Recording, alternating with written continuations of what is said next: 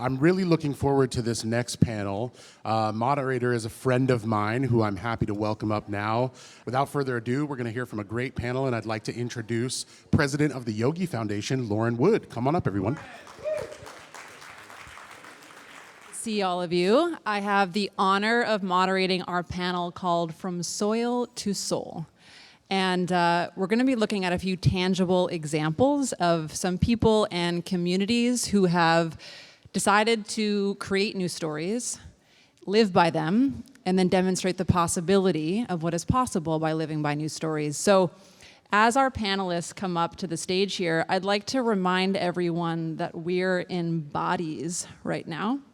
We've been sitting for a long time, and there's an incredible amount of intelligence in the room. So I just want to take a moment. If it feels good to you, you can close your eyes. If not, that's totally cool. Well, let's just bring awareness to the body, okay? Bring awareness to the body. Feel your seat on your seat. Feel your feet and their connection with the ground, the earth beneath you. Maybe give those beautiful toes a little wiggle. And now just bring the awareness up the body, the shins, the calves, knees, your thighs, your hamstrings, your glutes. I breathe into that lower back, the mid back, your upper back. You shrug your shoulders up, bring them up to the ears, let them drop down. Bring awareness to the elbows, maybe rotate your wrists a little bit. And just take a deep breath. Just breathing into the heart center, feeling your ribs expand. And let the breath out at your own pace. One more deep breath.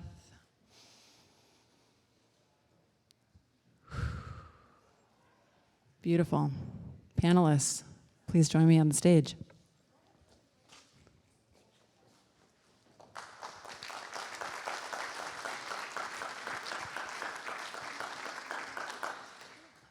Okay, so to begin our session today, we are going to start with 3 films that are a demonstration of what these folks have been up to. After each film, we'll have our panelists introduce themselves and just talk a little bit about why they created these films. All right. The church talks about their spiritual growth. The church talks about politics. And why not talk about taking care of the body?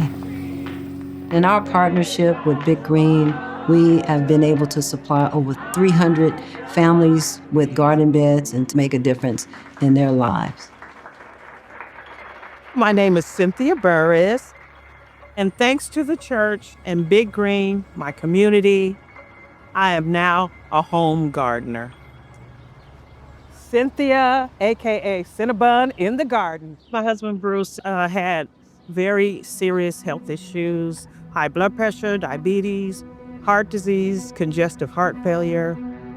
You know, all of these things come about with a lifestyle of bad eating. My kid has one parent left. I've got to do better.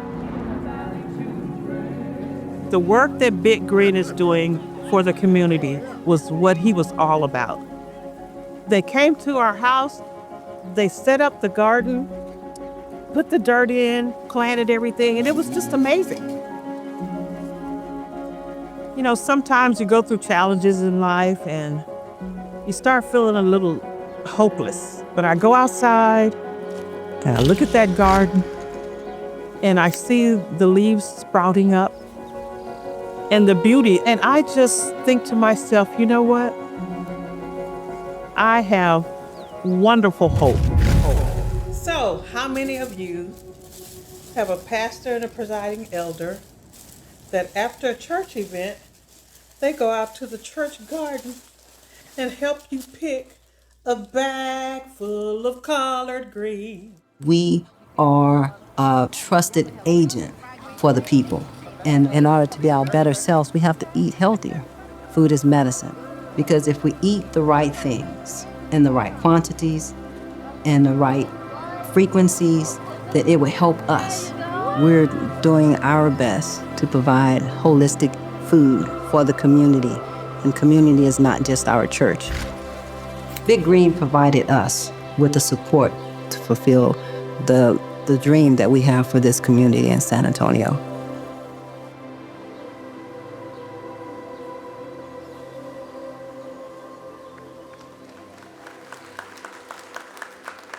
So maybe a little introduction of the two of you and what this film is all about. Good morning. I'm Linda Carmen Bryant. I am the pastor of Grant Memorial AME Church. This film really demonstrates what we are trying to do in a community where the lifestyle of the people have been hindered because of their economical status, their social determinants of health, and their inability to get healthy food at a cost that they can afford. And so for us, as a part of the initiative that we have with San Antonio Million Garden Project in partnership with Big Green, gives us the ability to be able to provide food to a community free of charge that will help them to be a healthier people where we can make a difference in our community and spread beyond. I think that the project is really, we focused on trying to build a healthier community and to help people have the kinds of food that were necessary to lead healthier lives and better lifestyles, because the outcomes, health outcomes, are not very good for a lot of people. And so Bruce and that Cynthia talked about, well, he didn't live very long. He was sick the last 10 years of his life. And it was largely because of the food that he had eaten. And so we realized that food plays a major part in the health of people and in the health of a community. So we're determined that we're going to provide healthy food and work on building a healthy community. Beautiful, thank you. And our next film. Para mí, la tierra es lo más sagrado para mí. Yo amo la tierra, como dije, amo la tierra como amarme a mí mismo y a mi familia. La tierra nos da para todo.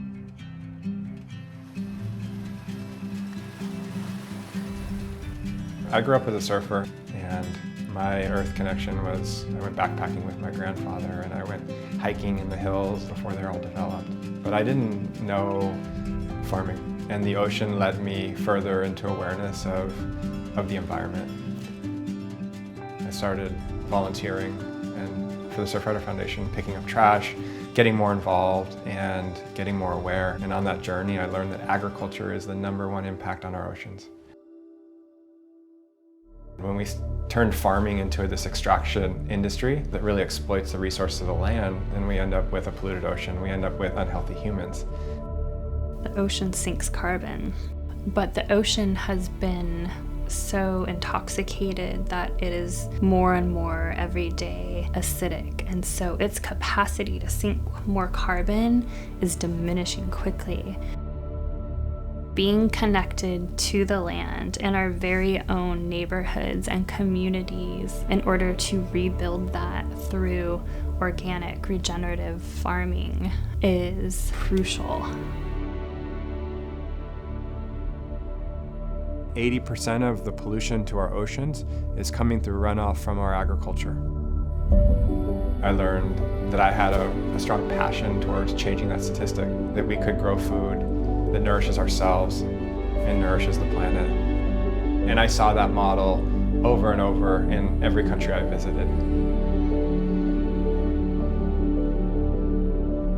It was sort of the light bulb for me, which is like, oh wow, like health and farming as a core part of culture is happening here, but why is it not happening where I grew up?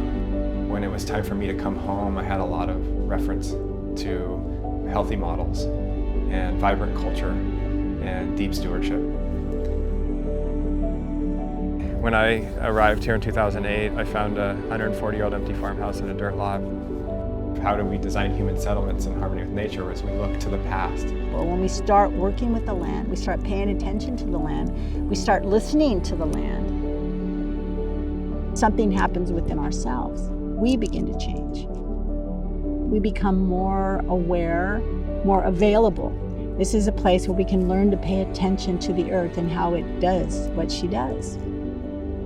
The Ecology Center is the way that humans have always lived, to plant fruit, to grow their vegetables, to make their own medicine, to meet their neighbors, to celebrate the harvest.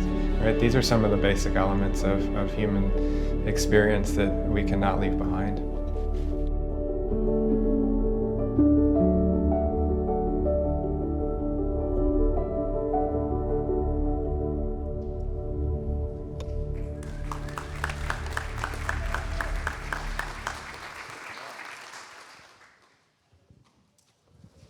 So just a little introduction and then a little why behind the film. Hello everyone, my name's Evan. Thanks to Dana for capturing our story, a little bit of magic. We've been working on this one for a few years, so gratitude to you. Why we built the film, just how do we share the heart of what we're doing, the remembering, the putting the pieces back together. That's what we seek to be in the community as the Ecology Center. And so the film is a conduit for that, is to reach the hearts and minds of those that may not get the opportunity to step onto the land. And that's something we don't have a lot of expertise in. We're stewards of the land, and so this will be a new experience for us to learn, how to share. Beautiful, thank you. I think these films both underscore the power of storytelling. They just bring people connected and connect them to what's happening locally when you're not able to, as you say, get in touch with them, physically on your own. The next film we're going to see, I'm going to provide a little context. So the Yogi Foundation is the nonprofit established by Yogi Tea. I'm sure many of you are familiar with the tea company. There's some by the front door if you haven't had a chance to try some. And this is our first commission, our first film commission. And the idea was to just take a totally new approach to the farming and sourcing story. The film is also voiced by 3 Grammy Award-winning musicians, John Batiste, Rizzo, and then an original commission and song by Gabby Moreno. And if you haven't heard of Gabby Moreno, she's essentially like the Beyonce of Guatemala. She's incredible. So I hope you enjoy.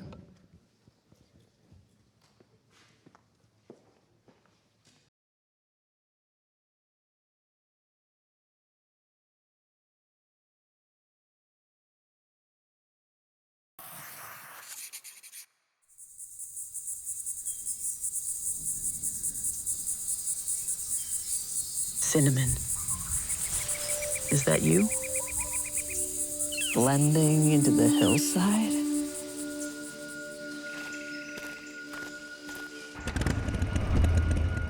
Waiting for those hands that know you like prayer and peel you like scripture.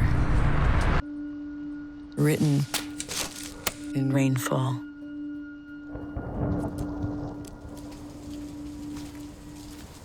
Somewhere in between the skeleton of these fingers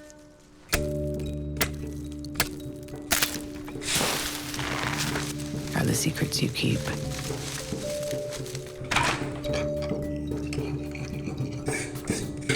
Carving layer after layer after layer, we go deep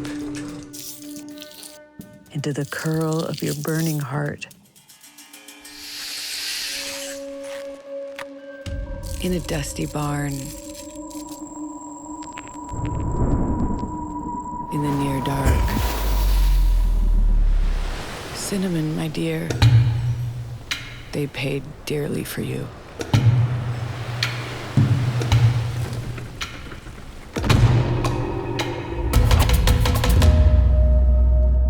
You who kept company with kings and froze the pharaoh's flesh in time. Those fires that burned when they fought for you, burn in you too. Dilate my capillaries, you smoldering spice girl, with a cinnamaldehyde scent. Show me how to taste the bitter and the sweet. Mother and daughter put the finishing touches on the dinner. While you go on forever, growing. Ancient as dreams.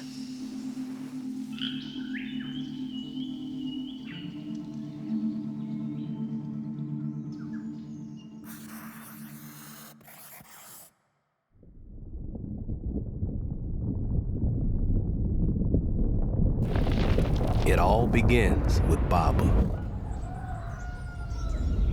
Well, below Baba, to be precise. This is where ginger begins. No, not that ginger. This ginger, all noses and knobby fingers, awakened from its dirt-filled dreams. After a prayer for abundance, courtesy of Baba's wife, and some time to take in the day, this is where ginger begins. The world's oldest action hero, served to Confucius before every meal. Ginger beer, ginger bread, pickled for sushi, steeped for tea. Ginger coursing through your blood, moonlighting as medicine, scaring all those free radicals away. Get! Zingabe aficionado. Show us your superpowered strength. Strike a pose. Fire up our systems, and always remember where you came from. From Baba, from Madhu, from the middle of this jungle, from these honey-colored hills. Remember where you came from. Since you believe in living, subtract ginger from ginger to multiply ginger into infinity. And leave a piece of yourself behind.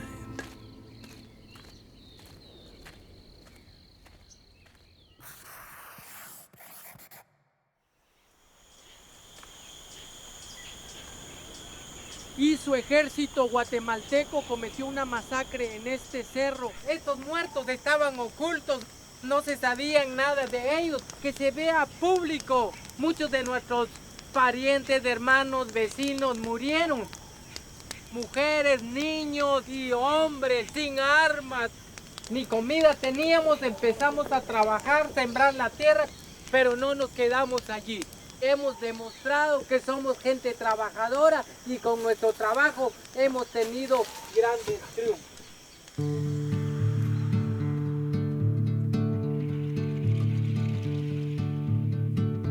Yesilal kwancho erela ishlik alebanim lahato. Anak kwalistik balik ina usil ish nashkut esire talilitsi. En denso bosque de alta verapaz, donde las nubes besan la tierra, se encuentra el pueblo de Nimlajacoc, que guarda un secreto atrapado en la niebla. Bajo la sombra de árboles fuertes nace esta planta en un medio ambiente y crece hasta que el verde se enciende. Es el cardamom, fruto que cultiva la gente. Pero hay que saber el momento exacto para recoger. Aquí no dependemos a nadie, aquí estamos organizando, estamos unidos y seguimos adelante.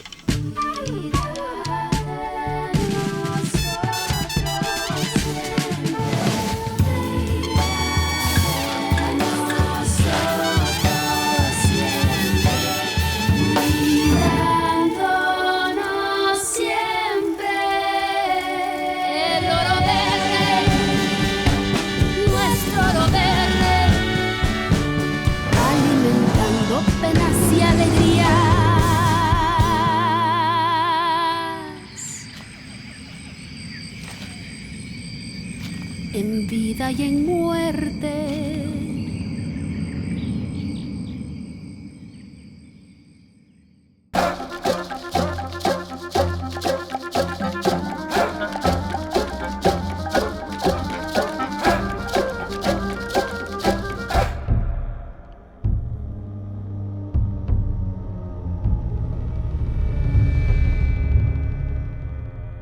like to watch these play because it shows all the people that were behind these productions, beyond the ingredients and the farmers and their communities. Just so many amazing people that came together to bring it to life over the last 2 years.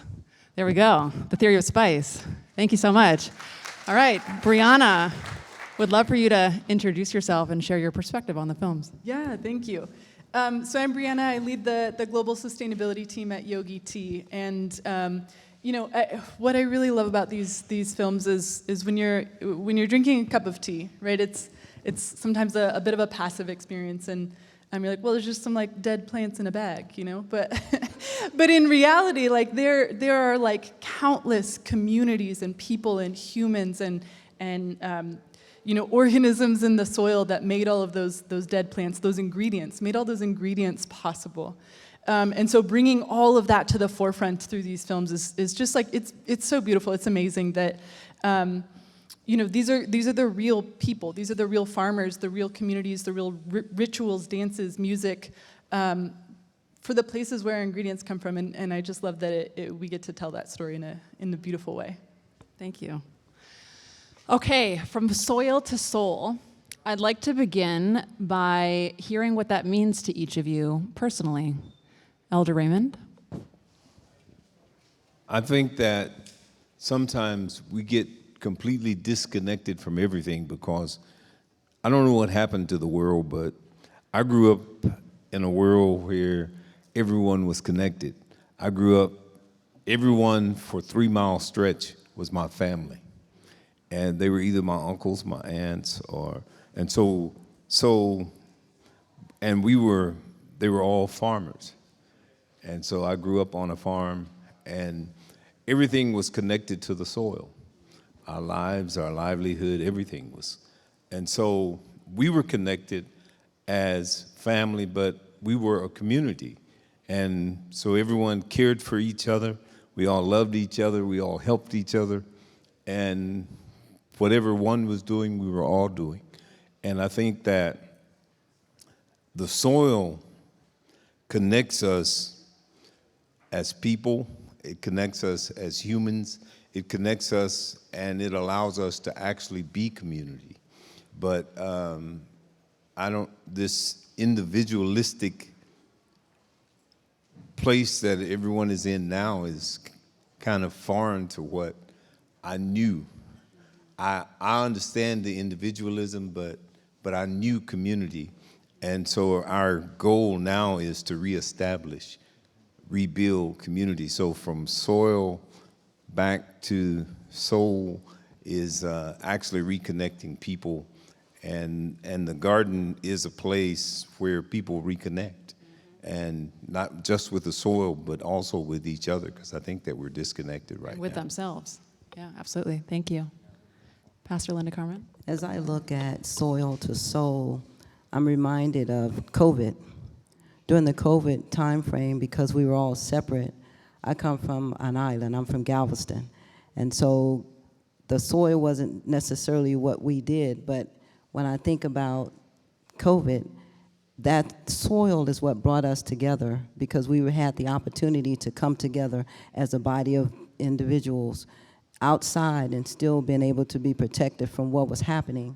And it's being able to bring folks like myself that wasn't familiar with gardening together and to learn about the soil. And through that relationship, that community in various ways, getting us together, as well as to learning about gardening and being able to benefit and experience the magnificence of growth and being able to grow your own, as well as being able to establish community. And that community of soil brought together the people, and that helped us to be a more combined individuals from all sides, not just through our own personal church, but as a larger community. And so that's where I see that soil to soul brought us together truly as a body of believers. Beautiful, thank you. Inspiring words. Just reflecting on my journey, tying some of the story in together, but when I stepped into relationship back to the earth, which is, I started growing food when I was about 18 years old, it brought me into soul purpose. And I think there's a direct relationship to this conversation here, which is us finding purpose such that we can serve one another and start to weave those interconnectedness and those interdependencies of life. Ecology is just what I'm saying, is that we're all one and we're all connected. So every one of our actions affects everything else. And that's how the living planet works. And we've taken a lot of that for granted, and we've also disrespected a lot of these ecologies. And so the conversation I think that we're having is, how do we put our soul and our soil back together in the ring, in the center of the conversation, of which is today, in a meaningful way for us to design forward. Because we know that there's a pathway. This is where we come from, and we've veered off significantly over the last 4 or 5 generations. But there's a path. There's a path. We're seeing health and well-being, and we see that from our friends and relatives here in Guatemala and various other places, which is all indigenous communities have sovereignty to the land, which is that they're empowered and they're free, and they have purpose, and they are therefore willing to manifest infinite possibility. That's the beautiful piece here. And so how do we all step into that, a piece of that reality? And I do believe, from my experience, it's one, seeking harmony with planet Earth in all forms, whatever that may be for you. So reconnecting to the life-giving forces of this beautiful planet, and then also finding each other, right? Which is that we all have a gift, we all have magic, and so how do we put that to work to serve each other is I think the conversation that's all percolating here. Inspiring, thank you. Briana. Yeah, thanks. What I like about the concept of this panel, right, from soil to soul, is when we think about soul as a word, right, we're thinking about living beings.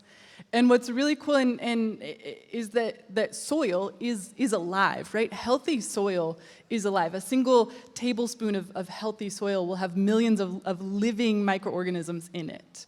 There's a difference between soil and dirt.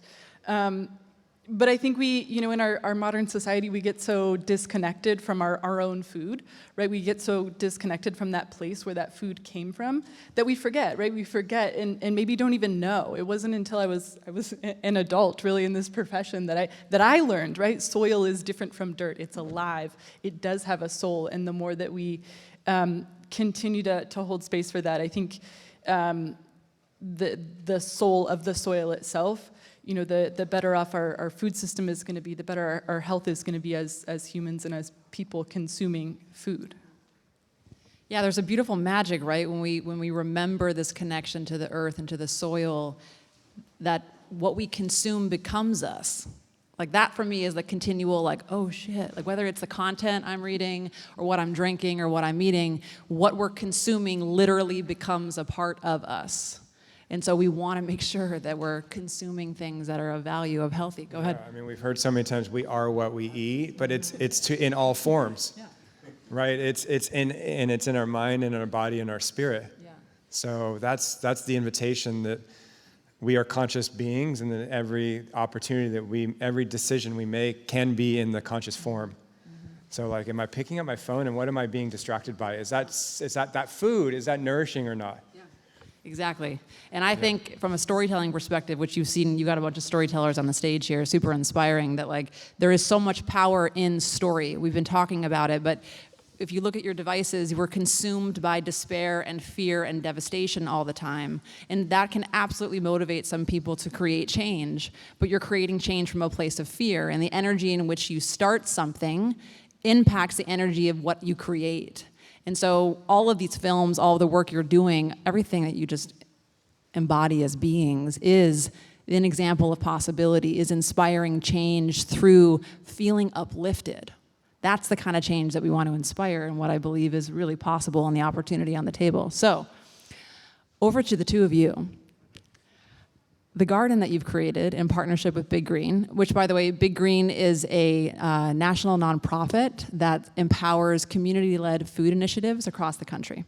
So this garden has become a place of nourishment, of connection, of faith. Can you tell us a little bit about like what inspired the creation of the garden, and then what you've seen growing beyond the garden itself? What inspired creation of the garden was the fact that my background is health and physical education. And so I've always been interested in the health of individuals.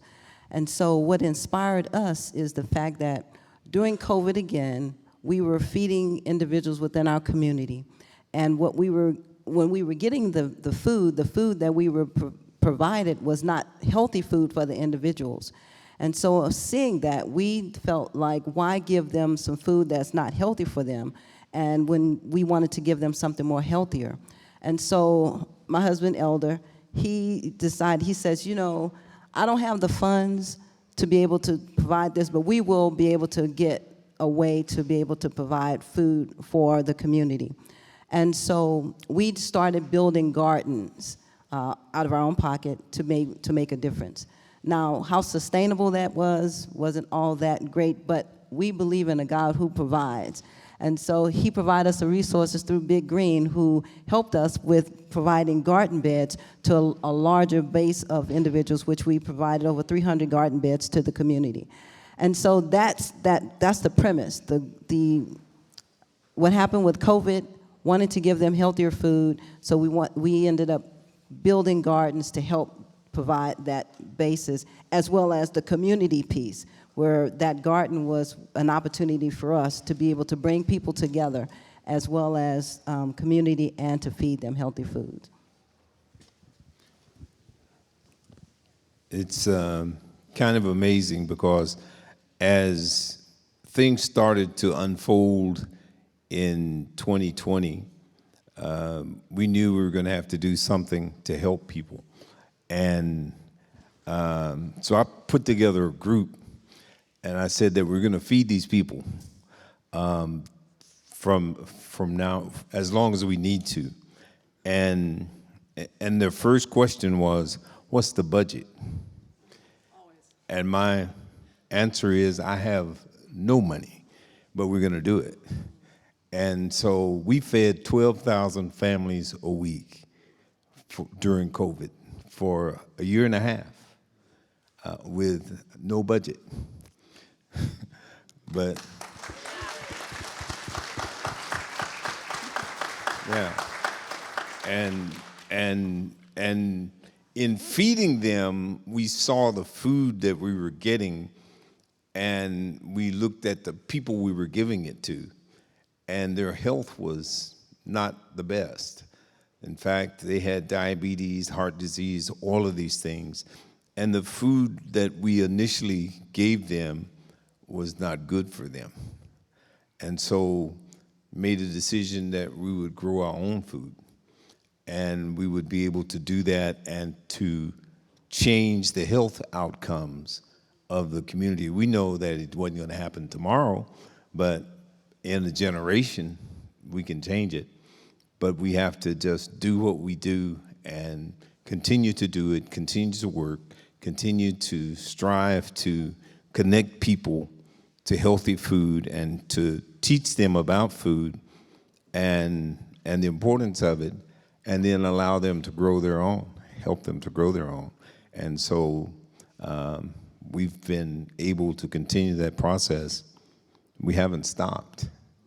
And we're 5 years now doing that.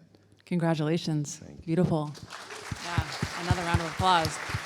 So it sounds like the community was inspired by what you had created at the church. And then they said, well, I want to start to do this on my own. Can you just share a little bit about like what that transformation and evolution, going from a community garden at the church to then getting support so that people could start to grow things in their own backyard? So what happened is, as we were doing the gardens, we were introduced to Big Green, and so people wanted to have gardens. They wanted opportunities to grow food. And then we met Big Green, and we were able to get garden beds for people's homes. And so we put together a group that was able to take the beds to the homes and to set them up and to plant them. And so we took the beds, we put in the soil, because we know the soil has to be the right soil. And if you don't know San Antonio is largely desert.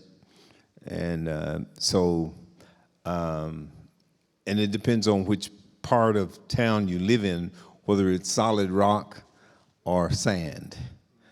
But so you need soil, and you have to have healthy soil, good soil, and so Big Green provided the soil. To do that, we have another partner that we get compost from to build in-ground gardens, and so we do both. But we were able to do the garden beds, and we were able to get a lot of people excited about it and participating in the project. And then after we started doing the garden beds, the city came alongside us, and so Healthy Neighborhoods, the city of San Antonio, other people came and started to help with the process. And so we're thankful that we're continuing the process, and we see that we really need. So we've done over 300, but there's 2 million people that live in San Antonio. And so we know that there's a lot of work that still has to be done, and that we have to expand everything that we're doing. And coming here and seeing the Ecology Center was very helpful, because it lets me know that it is possible, and that not crazy, it can be done. And so we continue to work, and we expect it to happen in San Antonio as well. No doubt that it will. Thank you so much. Evan, Mr. Marks. So the Ecology Center, regenerative farming, is both an act of community and culture, right? Your team describes it as you're putting the culture back in agriculture, which I love. Can you first help us, in the land of marketing jargon and buzzwords, describe what regenerative means to you in the Ecology Center? In terms of certification or in terms of just stewardship? Well, probably both. I think in general, a lot of people throw around the words like sustainability and regenerative, or even organic. The reason why I ask is because it makes me think of the origin of the movement as a starting place, which is the lineage that I'm connected to was birthed in 1965 by a man named Alan Chadwick. And this is on the UC Santa Cruz campus. And he was he was English, thespian, and he brought the arts and creativity through the lens of agriculture from Europe to Santa Cruz at the right time, which was that he saw the patterns of intensive urban agriculture, of which has been happening for thousands of years in places like Western Europe, Eastern Europe, Asia, on and on and on. These are patterns that can be observed. He brought them to California at the right time when the hippies were ready to turn on and get back to the land. And so he created an ecological farm movement that started on a 4-acre southern slope with poison oak and redwood forest that created a movement throughout the West Coast. Every major family organic farm operation on the West Coast has a lineage back to connection back to that garden. And so from 1965 to about 2005, organic agriculture was just ecological family businesses growing a diversity of ingredients, depending on their community, depending on their geography, but in general, a lot of diversity and a lot of direct relationship. In right around 2000, early 2000s, I was a student in Santa Cruz, and we were debating with the USDA about what qualifies for organic certification. And so that was like the beginning of the end, and the end of the beginning, or however you want to frame it. But for the last 20 years, organic certification has been commonplace, of which you now are all very steeped in, and you can buy any ingredient you want with an organic certified label on it. And what that did, which is not bad, it's just different than where the original ecological farm movement went, is that we've created, organic has been co-opted by industry.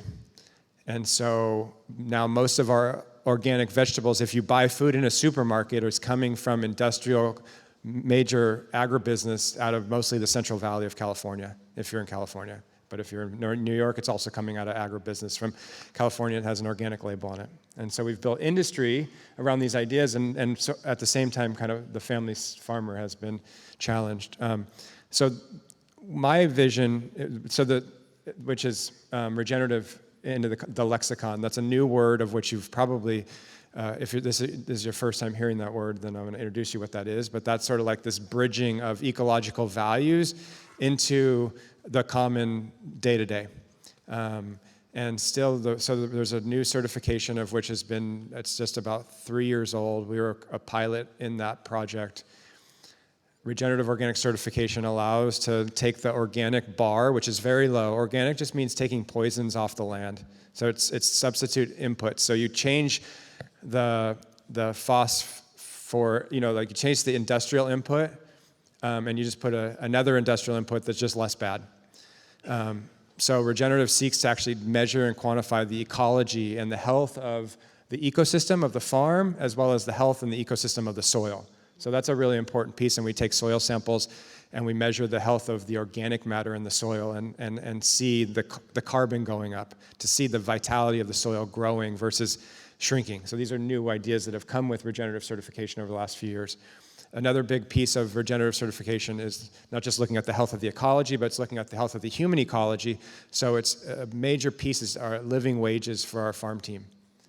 And so that's a really important conversation, because if you didn't know, food in general is an extraction industry. It's a form of mining.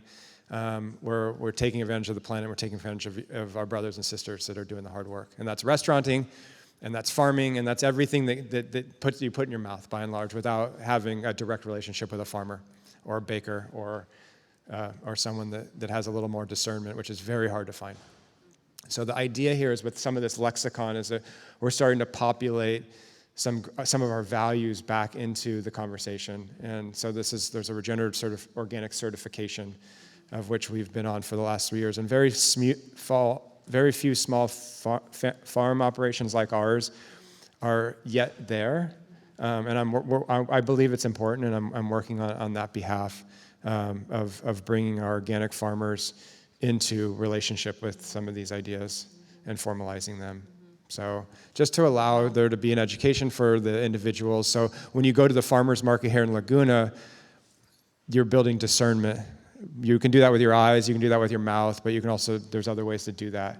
And so that's the journey. Thank you so much. Yeah. Amazing. So many questions. You sit at a really interesting intersection with ecology, enterprise, and education, right? So how do you approach an initiative like this and ensure that it's viable and inclusive, right? And it takes into account everything you just described in the context of like a holistic definition of regenerative. Yeah, I mean, these are not, the old language is the triple bottom line: ecology, economy, and equity. So as for all of those entrepreneurs out there, is that we have to design holistically.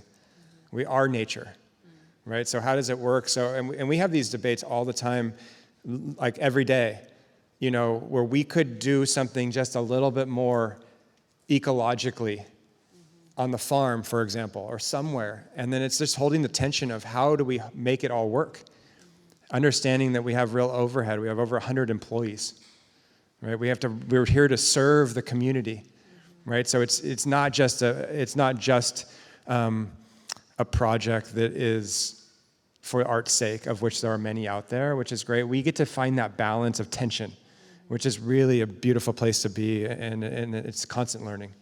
But we are seeking, like you said, it's a nonprofit organization with a social enterprise, a spirit of self-sufficiency baked into it, so that 70% of our earned revenue is coming from the direct relationship with our community, and then allows the philanthropy that's seeking partnership, because there's resources and surplus that needs to be shared to support our educational initiatives and various other things that don't necessarily have the same revenue channels and centers. Yeah. Beautiful. Thank you.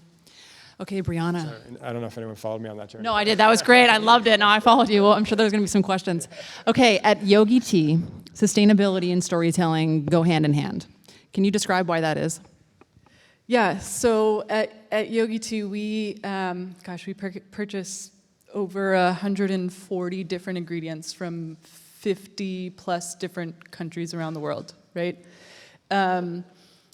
We saw an example here of one of our ginger supply chains, but that's just one community, right? We buy ginger from 7 different countries. each of those countries having countless different communities within them. We buy cardamom from 3 different countries. Cinnamon comes from a couple different countries. So really, truly, genuinely, like when you're drinking that cup of yogi tea, it's kind of the world coming together. And the expanse of the supply chain that we have is, to me, every day it feels like a really big responsibility.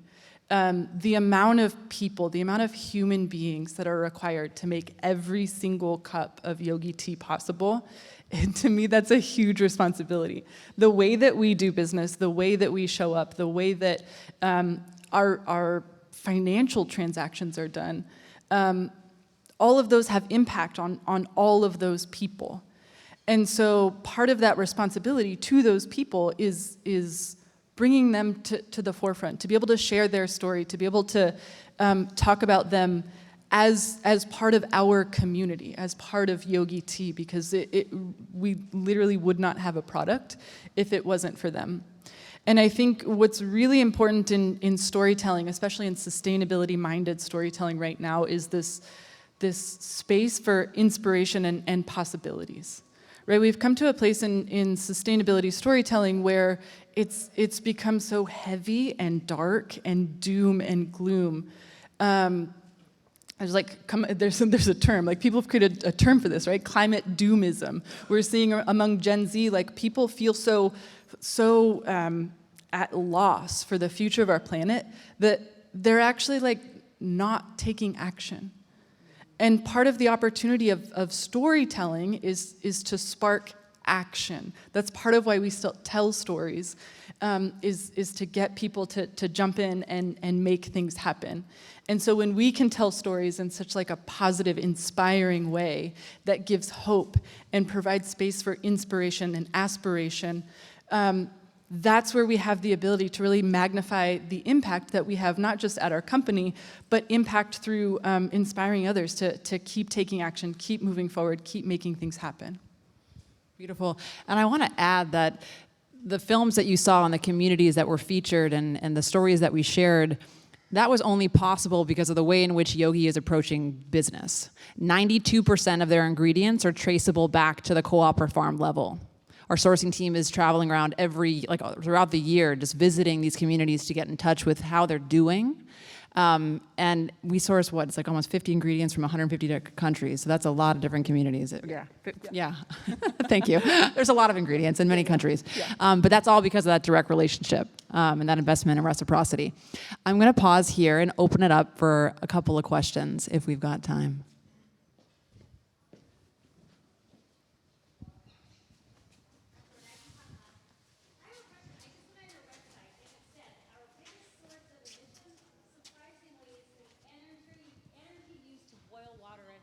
Yeah. So how do you boil water at home?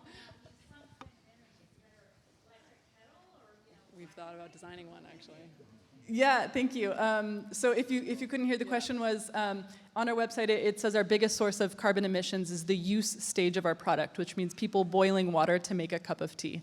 And actually one of the biggest educational points you can have for people in how to boil water for your tea is we have a habit of, we fill the entire tea kettle, right? And you put it on and you boil it and then you make 1 cup of tea. It's like a huge inefficient use of energy. So just measure the water first, put it in the tea kettle, then heat it up. Then you're only heating the water you need and you're using a lot more efficient use of energy. So yeah, thank you for the question. So you're saying my husband does a better job using microwave for his 1 cup than I do doing because I look at him all the time. I use this nice hot pot. The key is really just not heating up more than you need. There's a lot of math that could go into which specific scenario is the right one, but yeah. Yes.